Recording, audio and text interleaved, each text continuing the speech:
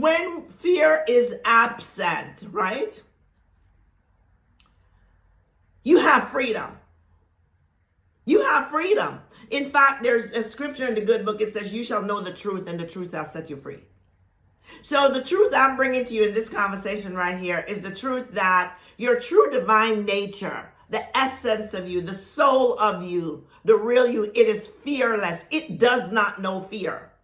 The part of you that has the fear, that knows the fear, that is operating in the fear, is the part of you called your personality.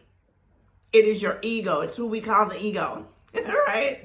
And all the ego is doing is saying, because you haven't trained it correctly, consciously, have not trained it. And this is what I mean by living in consciousness. You have not consciously taken command of those thoughts of the egoic self when it comes up and it says, oh, we can't do this. Enough money won't be there. How are we going to pay that bill? It is always fearful. That's the nature of the egoic self, the human persona, if you will. Our job in the spiritual awakening, now that we've awakened to realize that we're more than the ego, you see, is to train the ego, discipline the ego by taking our power back from the ego and requiring the ego to conform to our true nature and identity, the God presence within us, which is the soul. That's your breath of life. That is your essence. That is your existence. That is who you are. It is eternal. It is divine. It is infinite. It is indestructible.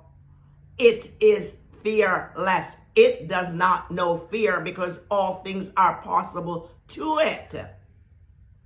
So this is the transformation of then coming from fearful to being fearless. And how do we do it? We do it by changing our thoughts. We do it by changing our convictions. So I want to go and look at the meaning of those two words, fear and faith, right? Because fear is actually the opposite of having faith. So I'll be looking down, so bear with me on that. Thank you for that. All right, so for fear, the meaning says the apprehension of something, an unpleasant emotion. It could be caused by the belief of someone or something. It is a lack of trust in the higher power